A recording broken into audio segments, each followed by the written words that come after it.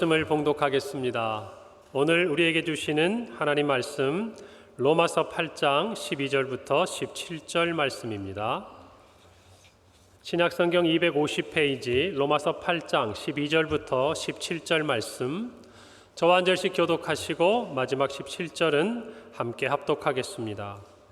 그러므로 형제들아, 우리가 빚진 자로 돼 육신에게 져서 육신대로 살 것이 아니니라.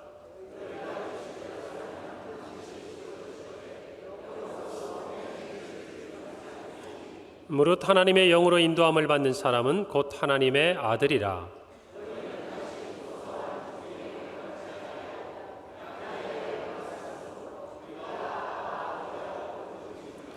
성령이 친히 우리의 영과 더불어 우리가 하나님의 자녀인 것을 증언하시나니, 함께 읽습니다.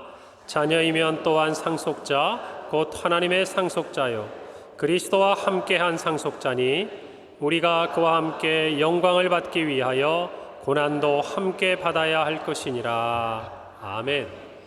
할렐루야. 한 주간 평안하셨어요? 네. 밖에는 비가 세차게 오던데 이 자리에 앉아 계신 여러분들은 얼굴이 환하십니다. 제가 아침에 나오는데 고민을 했어요. 비가 온다는 얘기는 들었는데 우산을 들고 갈까? 저희 집이 바로 여기 앞이거든요. 그래서 걸어오는데 아니면 가까우니까 그냥 갈까?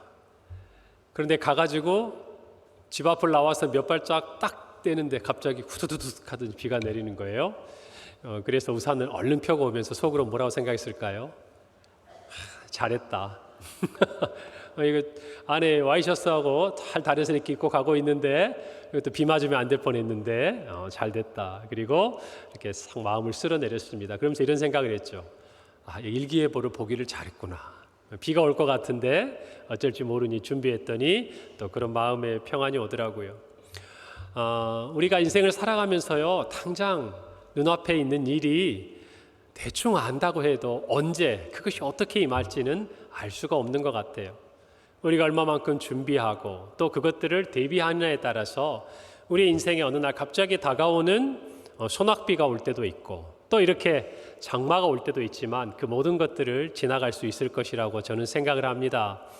여러분, 우리가 한 주간 살아오고 또 평생을 지금까지 살아오면서 어쩌면 지난 한 20, 30년 우리가 살아오면서요, 우리는 준비하기보다는 참 적응하며 살았다, 이런 생각이 많이 들었어요. 한번 가만히 생각해 보세요. 지금부터 한 30년 전과 지금 한번 비교해 보세요. 우리가 이 시대에 살고 있는 게 놀랍지 않습니까? 네, 손 안에 있는 핸드폰 하나면 모든 게 다 결제가 되고 예약이 되고 다 볼 수 있고 알 수 있고. 예전에 어땠어요? 우리가 약속을 해도 서로 연락할 수가 없으니까 하염없이 기다릴 때도 많고, 예전에 삐삐라는 것도 나와가지고 전화번호 찍히면 가가지고 음성 메시지도 듣고 또 전화번호로 전화도 하고, 또 거기 좀 지나니까 여러분 시티폰 아세요?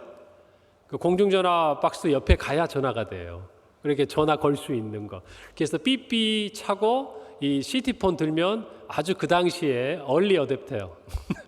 앞서가는 사람이었어요. 그리고 나니까 핸드폰이 나와가지고 들고 다니면서 전화 주고받더니 요즘에는 스마트폰이 나오니까 이제는 뭐 안 되는 게 없는 것 같아요. 뭐 되는 걸 설명하는 것보다. 여러분, 그런데 한번 우리가 그런 시간을 상상하고 뭔가 준비하고 대비하며 살았냐고요. 어느 날 우리 앞에 그냥 뚝 떨어지니까 허겁지겁 그냥 적응해가고. 여러분, 그래서 요즘 힘들지 않으세요? 인생 사시는 게? 특히 인생 이렇게 오랜 세월을 살아오신 분들은 뭐 어디 햄버거집 가거나 음식점 가가지고 메뉴 하나 주문하려고 해도 요즘에 식당 가면요, 이렇게 종업원이 와가지고 주문을 받는 게 아니라 조그만 이렇게 패드가 하나 있어요. 거기 다 넘겨가면서 딱딱딱 눌러서, 이거 뭐 처음 간 사람은 주문도 못해요. 돈이 있어도.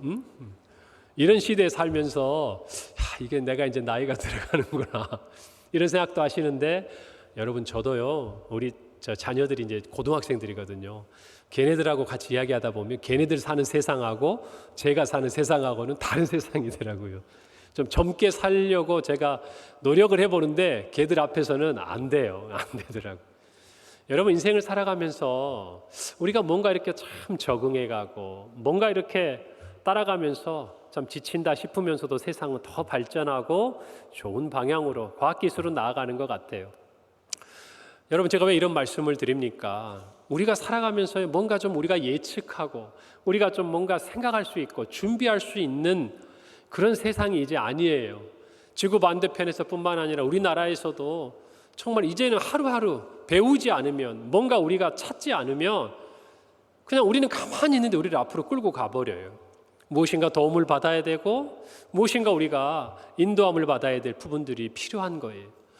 여러분, 신방을 다니다 보니까 제가 우리 목사님하고 전도사님 이렇게 교구 같이 다니거든요.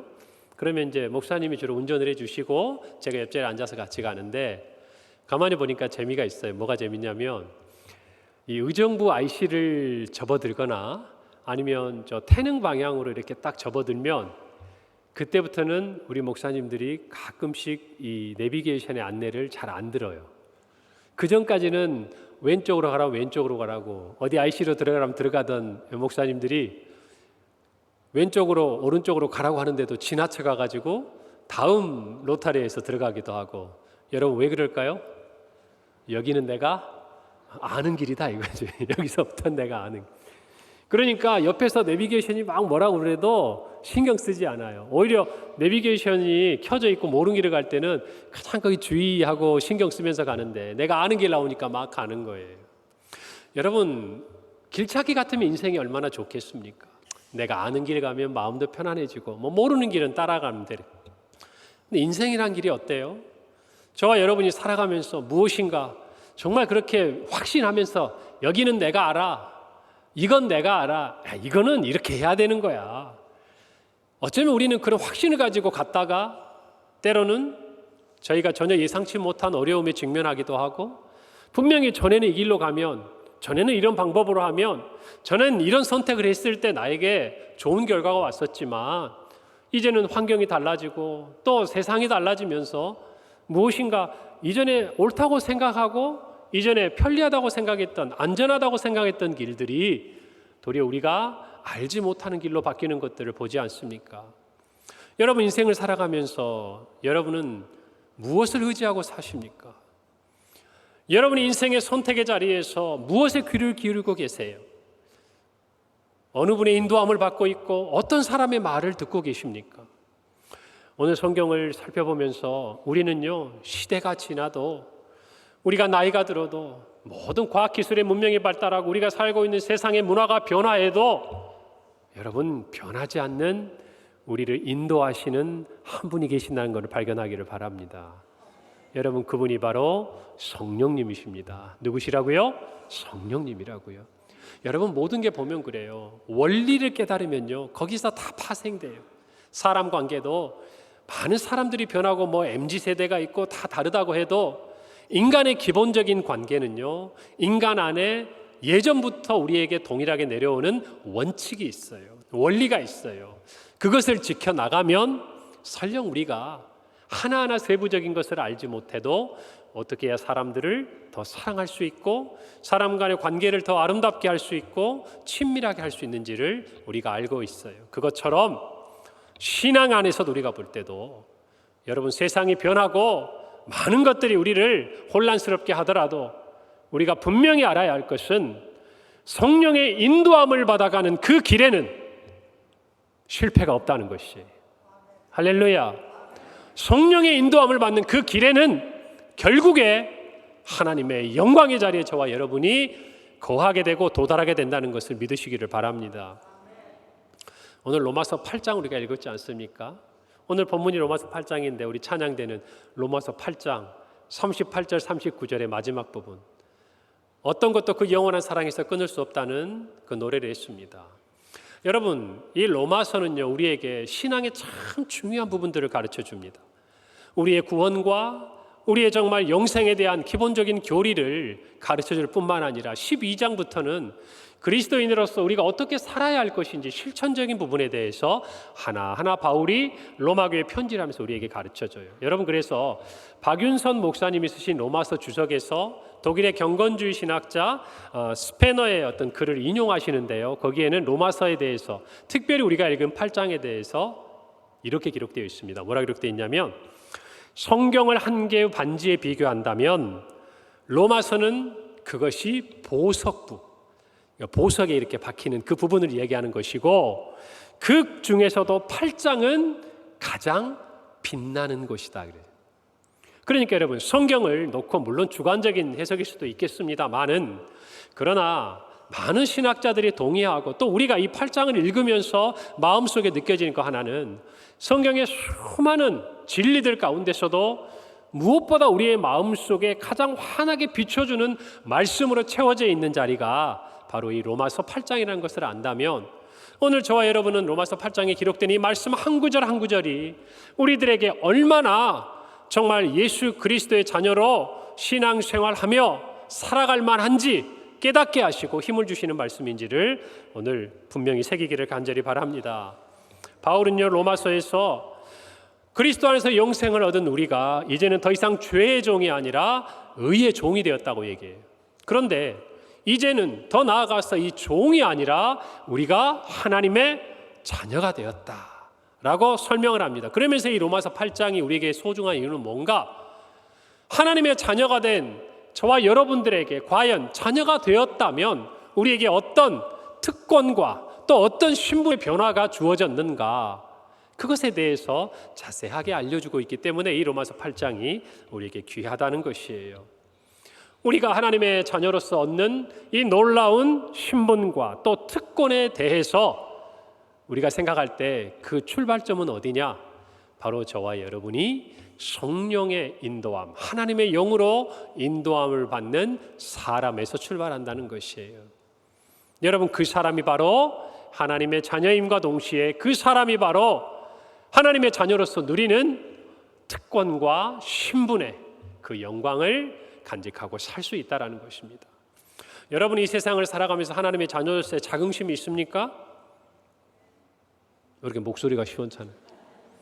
여러분, 어디 가서 하나님의 자녀인 거 자랑할 수 있습니까? 아멘, 그럼요. 여러분, 솔직히 우리가 코로나를 지나고 어려운 일을 겪으면서 어디 가서 저 예수님 믿습니다, 저 교회 다닙니다, 저 평강교회 다닙니다, 여러분, 이 말하기가 쉽지가 않았어요. 막 신천지가 들끓고 온갖 사이비와 일반 교회가 섞여서 비난을 받고, 또 코로나로 인해서 교회가 정말 우리에게는 생명과 같은 예배를 지키는 것, 그것과 더불어서 사회적으로 사람들과의 관계 속에서 덕을 끼치는 이 모든 문제 사이에서 고민할 때에 정말 우리 쉽지 않았어요. 특히 이 자리에 계신 남자분들, 또 학교 다니는 우리 학생들 쉽지 않았을 거예요. 제가 그거 알아요. 그럼에도 불구하고 저와 여러분의 마음속에 분명히 깨달아야 될 하나는 뭐냐면, 저와 여러분이 정말 하나님의 자녀로서 누리는 이 특권과 신분에 대해서 그것이 얼마나 놀랍고 대단한 것인 것을 깨닫는다면요, 저와 여러분은 담대하게 이야기할 수 있습니다. 우리 모두가 세상 가운데 그렇게 나타나기를 바랍니다. 그런 사람들의 제일 두드러진 특징이 뭔가? 바로 세상의 소리, 세상의 지식, 지난 경험들이 아니라 무엇으로 인도함을 받는 사람들? 성령으로 인도함을 받는 사람들. 저와 여러분은 그런 사람들인 줄 믿기를 바랍니다. 그렇게 살기를 바랍니다. 여러분, 성령으로 인도함을 받는 사람의 첫 번째 특징이 뭔가 하면, 한번 저를 따라서 해봅시다. 예수님께 빚진 자입니다. 오늘 12절을 말씀해 보니까 이렇게 기록하고 있습니다. 그러므로 형제들아, 우리가 빚진 자로 돼 육신에게 져서 육신에게 살 것이 아니다라고 얘기를 하고 있어요. 바울은 우리에게 이야기할 때 우리가 어떤 자라고 얘기해요? 빚진 자라고 이야기합니다. 여러분, 우리가 빚진 자라고 생각할 때 우리는 두 가지 생각해 볼 필요가 있어요. 하나는 과연 우리는 누구에게 빚을 졌는가? 여러분, 이게 중요한 겁니다. 그래야 우리가 그 빚을 갚을 거 아닙니까? 그렇죠? 자, 그 다음에 우리는 도대체 얼마나 어떤 빚을 졌는가? 여러분, 이거를 잘 알아야 되지 않겠어요? 그래야 내가 그 사람 앞에서 어떻게 행동을 취할 수 있을지 알 수 있는 거예요. 또 그 부분뿐만 아니라 내가 얼마나 빚을 진 줄을 알아야 내 삶의 어떤 부분들을, 만약 금전적인 것이라고 한다면 규모 있게 활용할 것이고, 만약에 어떤 마음의 빚이라고 한다면 그 사람이나 여러 사람들을 대할 때 그 마음의 빚을 가진 태도와 삶으로 살아갈 수 있는 것 아니겠어요? 여러분, 그러니 우리에게 이거는 너무나 중요한 것입니다. 바울이 이야기할 때 우리가 빚진 자라고 했을 때 이 두 가지 질문, 누구, 그리고 우리가 어떤 빚을 졌는지에 대해서 로마서 8장 2절 앞선 절에서는 이렇게 우리에게 이야기해 줍니다. 이는 그리스도 예수 안에 있는 생명의 성령의 법이 죄와 사망의 법에서 너를 해방하였다라고 기록합니다. 그러니까 그리스도 예수 안에 있는, 그러니까 누구에게 빚을 진 거예요? 예수님께 빚진 거예요. 생명의 성령의 법이 죄와 사망의 법에서 너를 해방하였다. 이것이 우리가 어떤 빚을 졌는지를 알려주는 거예요. 즉 예수님께 우리는 우리의 생명의 빚을 진 거예요. 무슨 빚을 졌다고요? 생명의 빚을 졌다 그 말입니다. 여러분, 이 두 가지를 분명히 알아야 저와 여러분이 성령의 인도함을 받는 사람으로 살 수 있는 것이에요. 여러분, 우리는 예수님께 빚진 자입니다. 예수님께서 우리를 위해 하늘 보좌를 버리고 오셔서 십자가에 죽으셨습니다. 그리고 십자가 위에서 마지막 한마디를 하셨습니다. 다 이루었다 그랬어요. 여러분, 이 다 이루었다는 말은 테텔레스타이라는 말을 사용하는데요, 이 언어가 상업적으로 사용될 때 그 뜻은 어떤 뜻일까요? 우리 평강교회 성도들의 수준을 내가 알기 때문에 한번 여쭤보고 눈으로 대답한 거 다 듣고 제가 그냥 이야기를 하겠습니다. 상업적인 의미로 뭐냐? 다 지불했다 그런 뜻이, 완불했다 이 말이에요. 그러니까 우리를 죄와 사망의 법에서 생명으로 이끌어내기 위해서 예수님께서 십자가에서 마지막 선언하신 게 뭐다? 내가 다 지불했다 그 말이에요. 내가 다 지불했으니까 이제 너희들은 이전에 너희들이 빚진 모든 것에서 자유케 됐다 그 말이에요. 여러분, 빚을요 졌고 그 빚을 갚아주셨다는 것은 무슨 의미일까요? 빚을 우리가 갚아야 우리가 자유로운 거 아니겠어요? 우리가 지불을 해야 지난 모든 것으로부터 완벽해질 뿐만 아니라 새로운 채무관계가 없는 거잖아요. 그런데 우리의 구원은요, 잘 생각해 보면 내가 지불한 게 아니에요. 분명히 내 빚인데 누가 지불해 주셨어요? 주님께서 지불해 주신 거예요. 그러니까 이제는 새로운 채무관계가 형성이 된 거예요. 누구에게? 예수님께. 그러니 이제는 우리가 죄와 사망의 빚에 매여 살았다면 우리는 이제 누구에게 매여 사는 거예요? 예수님께, 생명의 그 빚에 매여 살게 되었다 그 말입니다. 그런데 이것은 매였다고 표현하지만 자유케 된 것이죠. 여러분, 저와 여러분은요, 또 온 인류는 태생적으로 모두가 빚진 자입니다. 왜 그런지 아세요? 우리는 피조물이에요. 피조물이니까 누구에게 빚을 진 거예요? 창조주에게 빚을 진 거예요. 창조주께서 우리를 만드셨어요. 그러니 우리는 그분께 빚진 자로 출발한 것이 인생이에요. 여러분, 그런데 우리가 그분이 우리에게 주신 자유와 모든 권리, 그 영생을 포기해버리고, 포기한 게 아니죠. 우리 스스로가 그것을 걷어차버린 거나 똑같아요. 약속을 깨트리고 범죄함으로 말미암아 우리는 이제 무엇에 빚진 자가 되어버렸는가? 죄의 빚진 자가 되어버렸어요. 더 얘기하면 죄의 매인자가 되어버렸다 그 말이에요. 여러분, 그래서 우리가 예수 그리스도를 알기 전에 우리는 아무리 우리가 어떤 지혜를 가지고 지식을 가지고 우리의 생각을 가지고 살아간다고 해도 결국 저와 여러분의 삶은 무엇에 매여 있는 삶이었어요? 죄에 매여 있는 삶이었어요. 죄가 요구하는 것, 죄가 우리의 삶에 정말 요청하는 대로 살아갈 수밖에 없는 그런 인생이었다 그 말입니다. 아무리 우리는 의로운 척, 아무리 우리는 깨끗한 척, 우리는 아무리 사랑의 삶을 사는 척 얘기를 해도 저와 여러분의 마음속에 도무지 벗어버릴 수 없고 도무지 우리가 벗어날 수 없는 빚이 있어요. 그게 뭐예요? 죄의 매인 빚이었다 그 말이에요. 그래서 우리는 그렇게 살 수밖에 없는 거예요. 그러니까 아무리 착하게 살아도 영생을 얻을 수 없는 거예요. 아무리 선한 일을 많이 해도 구원에 이르지 못하는 거예요. 그 빚을 갚기 전에는 벗어날 수가 없었던 거예요. 우리가 갚을 수 없는 그 빚을 누가 갚아주십니까? 주님께서 오늘 갚아주셨어요. 이제는 우리가 새로운 채무관계에 들어가게 됐다 그 말입니다. 여러분, 이 부분에 대해서 12절의 말씀을 새번역 성경에서는 이렇게 우리가 이해하기 쉽게 설명하고 있어요.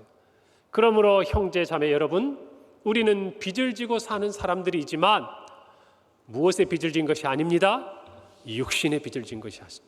과거에는 우리가 육신의 빚을 지고 살았지만 이제는 아니라는 것이에요. 그렇기 때문에 뭐라고 이야기합니까? 우리는 육신을 따라 살아야 할 존재가 아닙니다. 그럼 우리는 무엇을 따라야 합니까? 성령의 인도함을 따라 살아야 한다, 그 말이에요. 오늘 이것이 말씀 가운데 저와 여러분에게 분명하게 주시는 말씀이에요. 우리는 누구에게 빚을 졌는지 분명히 오늘 이 시간 확인하기를 바랍니다. 만약 그것을 깨닫지 못하면 우리는 어리석게도 아직도 다 갚아버린 그 빚이 우리에게 요구하는 삶을 살려고 발버둥 치고 있는 어리석음 가운데 있을 수 있다는 것이, 여러분, 우리는 예수님께 빚진 자입니다. 예수님께 빚졌다는 것은 더 이상 과거를 생각하지 않는 것이죠. 그 말은 곧 더 이상 육신을 따라 살지 않는다는 것입니다. 그리고 성령의 인도함을 받아 사는 것입니다. 여러분, 우리가 살아가면서요, 늘 저는 이야기하지만 신앙은요, 현재적이고 미래지향적이에요. 신앙은 뭐라고요? 현재적이고 미래지향적이라는 것이 늘 우리를 지금 결단하게 하고 표대를 향해 나아가게 하는 것이에요. 여러분, 과거에 우리가 어떤 빚을 지고 있었든 우리의 신앙은요, 현재는 우리가 주님께 빚을 지고 있다는 것을 깨닫게 합니다. 그리고 앞으로 주님께 빚진 자로서 어떻게 살아가야 할 것인가를 저와 여러분에게 분명히 요청하고 있다는 것이에요.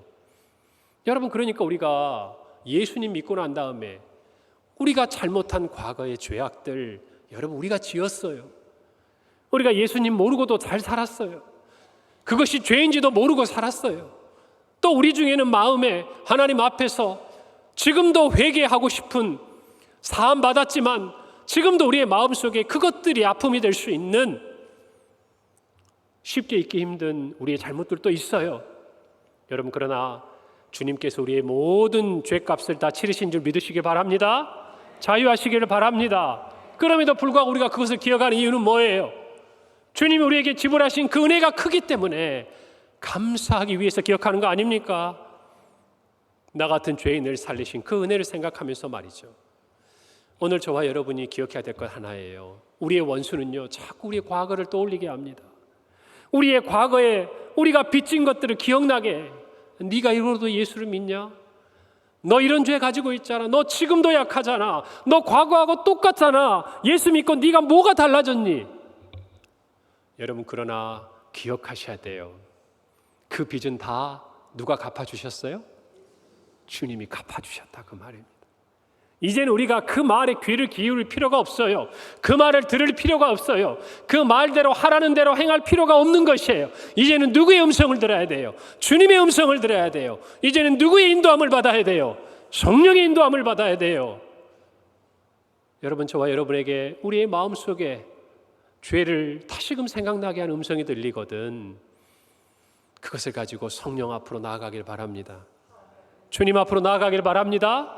그리고 그분이 우리에게 뭐라고 하시는지를 들으세요. 우리의 원수와 죄가 우리에게 뭐라고 하는 걸 듣지 말고 우리의 이 죄된 모습을 보시면서 주님이 우리에게 뭐라고 하시는지 그 음성을 듣고 살아야 한다, 그 말입니다. 아마 주님은 우리에게 이렇게 얘기하실 것이, 내 다 안다. 그래도 내가 너를 사랑한다. 내가 너를 위해 다 지불했다. 그리고 내가 너에게 영생을 주었다. 여러분이 이 음성을 듣고 사시기를 간절히 바랍니다. 여러분, 그래서 저와 여러분은요, 수동적이어서는 안 돼요. 죄 짓지 않는 삶, 이거는 주님이 우리에게 기뻐하시는 모습이 아니에요. 성령이 우리를 이끌어 가시는 모습이 아니에요. 우리는 단순히 죄를 짓지 않는 삶이 아니라 더 나아가서 하나님의 영광을 위해 사는 삶이어야 되고 그리스도의 사랑을 전파하는 삶이어야 되는 것이에요. 할렐루야. 성령의 인도하시는 그 길대로 순종하며 살아가는 삶이어야 한다는 것입니다. 오늘 이 믿음 안에서 한 걸음 한 걸음 나아가기를 간절히 바랍니다. 여러분, 우리는 영적으로 빚진 자의 의무가 있어요. 그래서 우리는 육신대로 사는 것이 아니라 성령이 이끄시는 대로 우리의 몸의 행실을 죽이고 성령의 인도함을 받아야 돼요. 여러분, 여기서 중요한 게 한 가지 있습니다. 우리가 성령의 인도함을 받지 않는다면 우리는 어쩌면 우리 생각할 때는 그냥 그 자리에 우리가 머물러 있을 거라고 생각할지 몰라요. 죄의 문제는 해결하고 성령의 인도함을 받는 문제는 무엇인가 내가 앞서지 않지만, 따르지 않지만 죄의 문제만큼 해결하고 그 자리에 서 있을 것으로 착각해요. 여러분, 그러나 그렇지 않습니다. 성경 우리에게 말하기를 모든 사람은 육신을 따르는 자와 하나님의 영을 따는 자가 있다고 이야기하고 있습니다.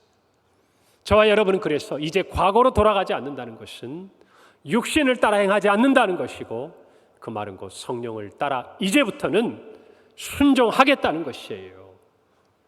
여러분, 신앙생활하면서 늘 우리가 갈등하지 않습니까? 하나님 우리에게 주신 마음이 있어요. 예배에 대한 마음이 있어요. 물질에 대한 마음이 있어요. 헌신에 대한 마음이 있어요. 그리고 우리가 삶을 살아가면서 우리 인생에 겪는 여러 가지 삶의 선택의 자리가 있어요. 그럴 때 우리가 성령이 이끄시는 그 인도함을 받지 않았을 때 저와 여러분은 할 수 있는 선택지는 하나밖에 없어요. 이전에 매여있던 삶, 이전이 우리가 매여있던 그 자리에서 우리에게 요구했던 죄의 빚진 자로서의 삶이 우리의 귓가에 우리의 마음에 다가온다는 것이에요. 여러분, 그러니 오늘 이 말씀을 듣는 여러분, 오늘 이 자리까지 나오면서 성령께서 여러분을 인도하시는 음성이 여러분에게 남아있다면, 아직도 여러분이 순종하지 않고 아직도 여러분이 마음에만 담고 있는 여러분의 삶의 자리가 있다면 성령의 인도하심을 따르기를 바랍니다. 따르시기를 바랍니다. 순종하기를 바랍니다. 순종할 때 성령께서 우리를 이끌어 주시는 것이에요. 여러분, 저와 여러분은 정말 모든 삶의 자리에서 예수님께 빚진 자로 살아야 돼요. 그런데 이 빚을 우리는 어떻게 갚아야 할 것인가? 어떻게 갚아야 할 것인가? 우리는 주님께서 어떻게 나에게 빚을 갚으라고 했는지 성경의 한 구절을 통해 알 수 있습니다. 예수님께서는 마태복음 25장에서요, 마지막 때에 일어날 일들에 대해 말씀하면서 비유 3가지를 말씀하십니다. 그 첫 번째가 우리가 잘 아는 거예요. 뭐죠? 열처녀 비유예요. 그 다음 2번째가 달란트 비유입니다. 그리고 마지막 3번째가 양과 염소의 비유예요. 예수님께서 이 땅에 다시 오셔서 임금으로 심판하실 때 많은 사람들을 양과 염소의 무리로 나누십니다. 그리고 정말 예수님께서는 한편에 이렇게 말씀하시죠. 마태복음 25장 40절이에요. 임금이 대답하여 이르시되 내가 진실로 너희에게 이르노니 너희가 여기 내 형제 중에 지극히 작은 자 하나에게 한 것이 곧 내게 한 것이다. 그들은 묻습니다. 우리가 어떻게 이 구원의 자리에 있습니까? 너희들이 내가 헐벗고 굶주리고 갇혀 있을 때 나를 돌아보지 않았느냐? 우리가 언제 그랬습니까? 그럴 때 주님이 하신 말씀이죠. 뭐라고 말씀하셨어요? 여기 내 형제 중에 지극히 작은 자에게 한 것이 곧 누구에게 한 것이다? 내게 한 것이다. 반대로 염소의 편에 선 사람들은 말씀하십니다. 너희들이 내가 갇혀 있고 헐벗고 굶주리고 배고플 때 나를 돌아보지 아니하였다. 아니, 우리가 언제 주님이 그렇게 힘드실 때 돌아보지 않았습니까? 그때 동일한 말씀을 45절에 하십니다. 이 작은 자에게 하지 아니한 것이 곧 내게 하지 아니한 것이다. 여러분, 주님은요, 우리가 받은 빚을 주님에게 갚기보다 주님이 사랑하는 또 다른 사람들에게 갚기를 원하십니다. 원하십니다. 왜요? 우리는 주님께 받은 빚을 주님께는 도무지 갚을 길이 없어요. 우리가 어떻게 해야 주님께 그 빚을 갚을 수 있겠습니까? 다만 감사한 것은 그 마음의 빚을, 그 생명의 빚을 주님께서 받아주시고 그것들을 인정해 주시는 길을 성경 가운데 하나 알려주신 거예요. 그게 뭡니까? 지극히 작은 형제, 이웃을 사랑하고 그를 돌보는 것을 나에게 진 빚을 갚는 것이라고 주님은 말씀하고 계시는 거예요. 사랑하는 성도 여러분, 저는 우리 평강교회 모든 성도들이 예수님께 빚진 자로 살기를 바랍니다. 성령의 인도함을 받는 가운데 서로를 돌아보는 은혜가 있기를 바랍니다. 여러분, 어려운 때를 지나갈수록 가족이 소중하지 않습니까? 어려운 시기를 겪어갈수록 여러분, 교회가 소중하지 않습니까? 여러분, 그 어려운 때를 지나와 겪어보니 여러분 곁에 있는 한 분 한 분이 너무나 소중하지 않습니까? 여러분, 그걸 아셔야 돼요. 여러분의 직장 안에서도 마찬가지예요. 신우의 가운데서도, 학교에서도 여러분과 같이 정말 이 험한 세상, 정말 이 세상의 모든 풍조가 판치고 있는 이 세상의 한가운데 나와 같이 성령의 인도함을 받는 사람이 있다라는 것, 그가 한 명이든 몇 사람이든 여러분, 그 사람 때문에 힘이 되지 않습니까? 여러분, 우리 평강교회는 그와 같은 교회가 되기를 바랍니다. 여러분 주변의 분 한번 봐보세요.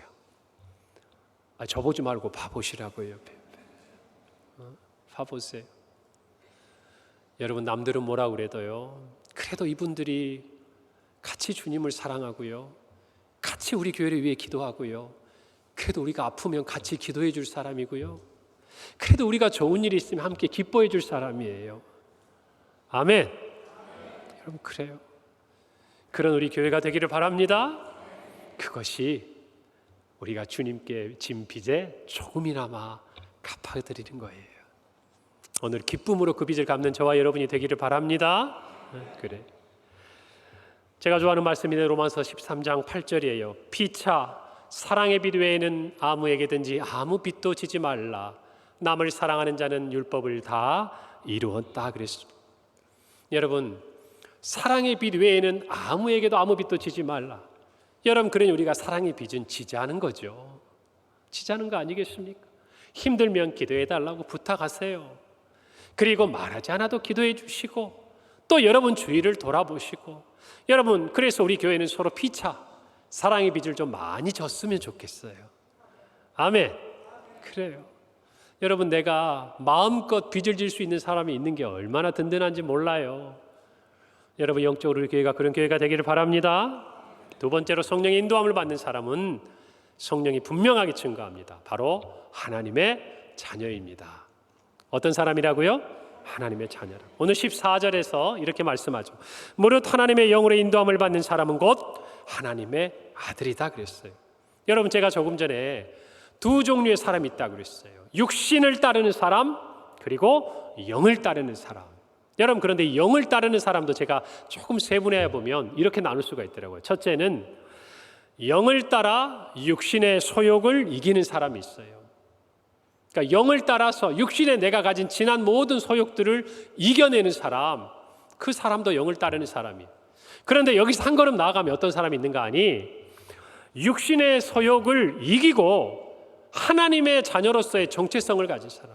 그러니까 단순히 영적인 싸움에서 승리하는 차원이 아니라 그것을 승리했기 때문에 얻을 수 있는 신분의 변화가 일어난 사람이에요. 그리고 더 나아가서는 이런 사람이 있어요. 어떤 사람이죠? 하나님의 자녀로서 상속자의 삶을 사는 사람이 있어요. 이제는 신분만 변화된 게 아니에요. 그 신분이 변화됐으니까 마땅히 그 신분에 걸맞는 권리와 의무를 행하는 사람이에요.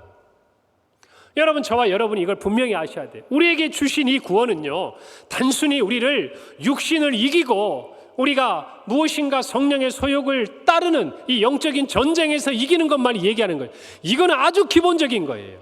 이 전쟁을 이긴다는 것은요, 그가 하나님의 자녀라는 것을 얘기해요.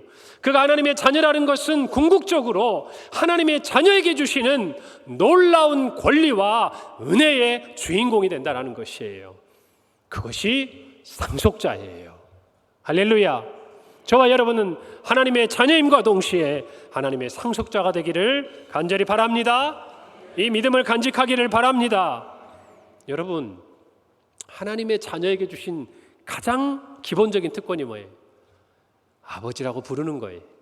하나님을 아버지라고 부르는 거예요. 우리는 너무나 자연스럽게 하나님 아버지라고 기도하고 이야기하지만, 놀랍게도 하나님이 아버지인 사람에게 주시는 그 특권과 은혜가, 그 능력이 얼마나 대단한지는 잘 모르고 사는 것 같아요.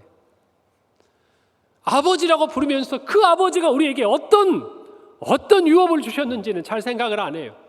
그래서 세상 가운데 나가서 죄송합니다, 조금은 찌질하게 사는 게 있어요, 우리가. 여러분, 그런데 그 권리를 알면요, 그 신분을 알면, 우리가 가지고 있는 그 특권을 알면, 여러분, 우리는 세상에 당당하게 나아가요. 당당하게 나아가요. 성령의 인도함을 받으며 살아가요. 죄의 목소리에 귀를 닫고 하나님의 음성에 귀를 열고 살아가는 것이에요. 오늘 15절 말씀에 너희는 다시 무수하는 종의 영을 받지 아니하고 양자의 영을 받았으므로 우리가 아빠 아버지라고 어떻게 해요? 부르짖어요. 여러분, 아버지라고 부를 수 있는 여러분이 되기를 바랍니다. 영국의 성공의 주교로서 복음주의 신학자인 한 사람이 존 찰스 라일이 그에 져서 기도를 잃어버린 당신에게라는 책에 이런 구절이 있습니다. 그들을 다시 살리실 때 주 예수께서는 그들에게 목소리와 혀를 주시면서 너는 더 이상 말 못하는 자가 아니다라고 하십니다. 하나님은 말 못하는 자녀를 두신 적이 없습니다. 그랬습니다. 여러분, 그러니까 우리가 하나님의 자녀라는 것, 우리가 성령의 인도함을 받고 산다는 것은요, 끊임없이 하나님을 부르는 거예요. 우리가 힘들고 어려운 고난의 시간이든지, 우리가 어떠한 길을 가야 할지 정말 막막한 그 선택의 순간이든지, 그 어떤 자리에서도 우리의 인생 가운데 무엇인가 우리의 인도함이 필요한 그 순간이라면 우리는 누구의 이름을 불러야 된다는 거예요. 하나님의 이름을 불러야 된다는 것이, 아니 그 이름을 불러도 되는 권세를 주셨다는 것입니다. 그리고 그것을 성령께서 증언하시고 우리를 인도해 가신다는 거예요. 여러분, 그러니 저와 여러분의 삶에 성령의 인도함이 얼마나 귀한 것인지 분명히 깨닫기를 바랍니다. 여러분, 허균이 씨는 홍길동전 아시죠? 홍길동전 아시죠? 제가 이 관공서에 가보니까 거기에 이렇게 양식이 있으면서 예시로 이름을 쓰잖아요. 거기에 많이 홍길동이라고 써져 있더라고요. 제가 몇 군데 갔는데. 여러분, 그런데 그 홍길동이 또 거기에 써 있는 이유가 있는 것 같아요. 여러분, 홍길동이 그의 아버지 홍판서의 집을 떠날 때 아버지한테 마지막에 뭐라고 하고 떠납니까? 뭐라고 그래요? 아버지를 아버지라, 형을 형이라 부르지 못하는 내가 어떻게 사람이라고 할 수 있겠습니까? 여러분, 그리고 떠나가는 거예요. 여러분, 이때 아버지를 아버지라고 부르지 못한 거는 단순히 아버지 이걸 얘기하는 거예요? 아니에요. 마땅히 내가 아버지라고 부르고 아버지의 자녀로서 내가 정말 아버지가 주시는 모든 유업을 받아야 될 그 사람이 되지 못하는데, 내가 이 집에 있는들, 내가 이 집에 아버지의 얼굴을 본들, 내가 어떻게 아버지의 자녀라고 할 수 있겠습니까? 이 말 아니겠어요? 우리도 마찬가지예요. 하나님 아버지를 아버지라고 불러야 돼요. 우리 그 아버지를 부르는 이름 안에는 그 마음이 담겨 있어야 돼요. 하나님 아버지, 나 하나님 아버지 상속자 맞지요? 나 하나님의 은혜를 입은 거 맞지요? 하나님께서 나를 자녀로 삼으시고 정말 자녀답게 하나님이 나에게 주신 모든 유업들 허락해 주실 것 맞지요? 여러분, 이런 마음으로 불러야 되는 이름 아닙니까? 오늘 저와 여러분이 그 이름을 부르기를 바랍니다. 바랍니다. 하나님의 상속자로서 우리가 하나님의 이름을 부를 때 하나님 우리 주시는 상속분이 있어요. 오늘 성경에서는 17절에 이렇게 말씀합니다. 자녀이면 또한 상속자, 곧 하나님의 상속자요 그리스도와 함께한 상속자니 우리가 그와 함께 영광을 받기 위하여 고난도 함께 받아야 할 것이니라. 우리의 상속분에는요, 영광과 고난이 함께 있어요. 뒤에 마지막 문장만 딱 빼면 좋을 텐데, 영광을 받게 될 것이다, 이렇게 다 끝나면 좋은데 뭐가 하나 더 있어요? 고난을 받. 여러분, 그런데 정말 역설적이게도 하나님 나라의 영광은요, 우리의 고난을 통해서 점점 더 분명해져요. 무슨 말이냐면, 우리가 고난의 자리에 있을 때 비로소 하나님의 영광의 실체가 무엇인지를 보게 된다는 거예요. 진짜요. 여러분, 우리가 좋은 집에만 살아보세요. 좋은 집인지 몰라요. 그런데 수련회 가가지고 우리 태기산 수양관에서 우리 주일 학생들 자고 이럴 때 봐요. 불편하죠? 화장실도 불편해요. 여러분, 그럴 때 무슨 생각납니까? 어디 생각납니까? 집 생각나지. 우리 집이 참 좋았어. 여러분, 형통할 때는 몰라요. 어떻게 보면 그게 내 팀대로 된 것 같아요. 그런데 고난의 자리에 가면 비로소 보이는 게 있어요.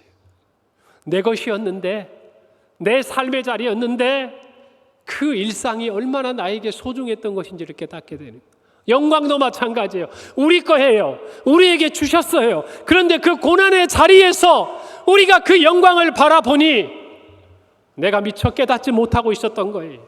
내가 미처 알지 못하고 있었던 거예요. 주님이 나에게 주신 그 영광이, 하나님의 자녀로서 우리에게 허락하신 그 영광이 얼마나 귀한 것인가를 우리는 고난의 자리에서야 조금이나마 깨닫게 되더라, 그 말이에요.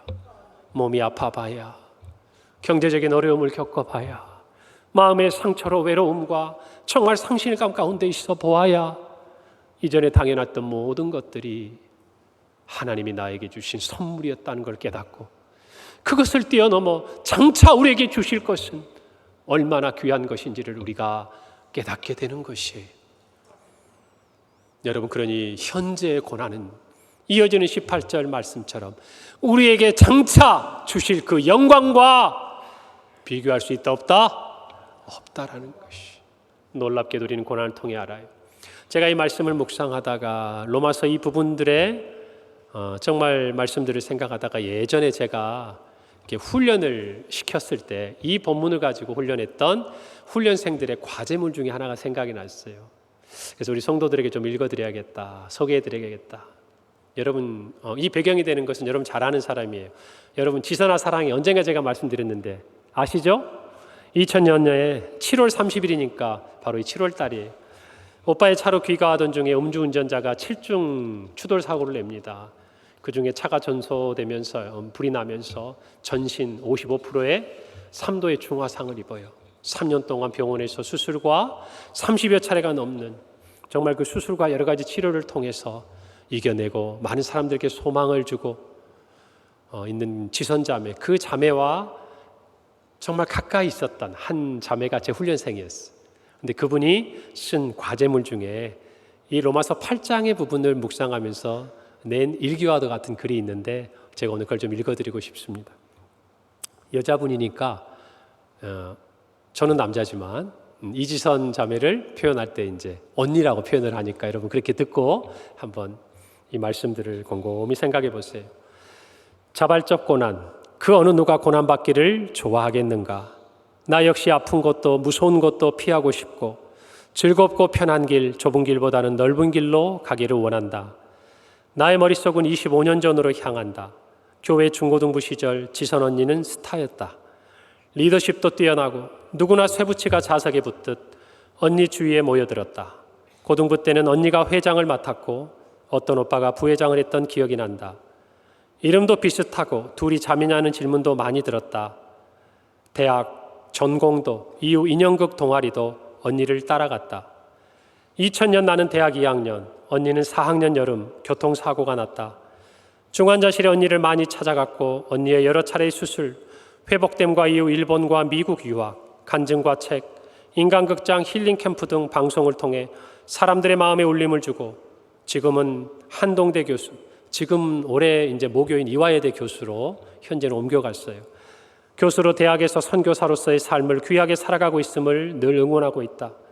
하지만 늘 살이 당겨지고 다른 부위에서 이식하여 수술을 계속하여 받아야 하고 절달된 손가락은 이 땅에 있는 동안은 그대로일 것이고 아이들을 그토록 이뻐하였는데 선뜻 다가가지 못했던 가슴앓이 등등 그 모든 한숨, 고난의 터널을 다 짐작도 하지 못할 것이다.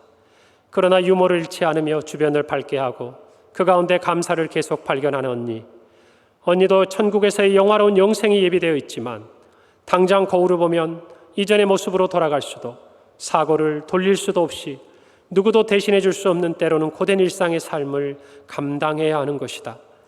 마치 법정에서의 선언으로 하나님 자녀로서 죄 없음이 뒤집어질 일이 없으며 이 땅에서의 삶은 하나님의 영이 거하는 곳으로 매일의 영적 전투를 통해 주님 앞에 서는 날까지 성화의 과정을 겪어야 하는 것과 마찬가지이다. 이 땅에서의 삶은 정말 짧은 것이고 끝이 아님을 잊어버릴 때가 많은데 자녀로서의 특권과 함께 받아야 할 고난을 묵상할수록 작은 일에 일희일비하지 않으며 하나님의 자녀로서 종에서 자녀, 양자, 상속자로 걸맞는 삶과 정체성을 가지고 살아야 하는 것을 내 삶에 담아내기를 소원한다. 여러분과 같은 평신도 자매가 자기 주변에 있었던 지선자매, 그의 삶을 보면서 느꼈던 이야기들을 써내려간 글입니다. 여러분은 무엇을 생각하십니까? 여러분, 우리의 삶에 고난이 있습니다. 그러나 그 고난은 결코 우리에게 주실 영광과 비교할 수 없습니다. 오히려 그 고난이 우리의 영광이 무엇인지를 명확하게 하고 분명하게 합니다. 성령의 인도함을 받는 사람은 그래서 하나님의 자녀로 사는 것이에요. 오늘 하나님의 자녀로 산다는 것이 무엇인지를 분명히 저와 여러분이 깨닫기를 바랍니다. 우리는 모두 성령의 인도함을 받아야 합니다. 아니, 받는 사람입니다. 예수님께 빚진 자로서 우리가 어떠한 빚을 졌는지를 분명히 깨닫고 과거로 돌아가지 아니하고 하나님의 자녀로서, 더 나아가 상속자로서 저와 여러분에게 주신 영광과 고난을 함께 주를 위하여 받고 영광스러운 그날 주님을 맞이하는 우리 모든 평강의 성도들, 우리 교회가 되기를 간절히 바랍니다. 기도하겠습니다. 하나님 아버지, 은혜를 감사합니다. 오늘 이 말씀을 통해서 정말 성령의 인도함을 받는 자, 그는 하나님의 빚진 자요, 예수님께 생명의 빚을 진 자요, 그리고 하나님의 자녀로 상속자로서 영광과 고난을 이 땅 가운데 거뜬히 이겨낸 하나님의 자녀들인 것을 깨닫게 하시니 감사합니다. 뒤돌아보지 않겠습니다. 하나님 아버지, 정말 주님께서 이 땅에 주신 상속자로서의 그 영광과 고난을 하나님 간직하고 피하지 않겠습니다. 이 믿음 안에서 오늘 또 승리하는 우리 모든 성도들 되게 하여 주시옵소서. 예수님의 이름으로 기도합니다.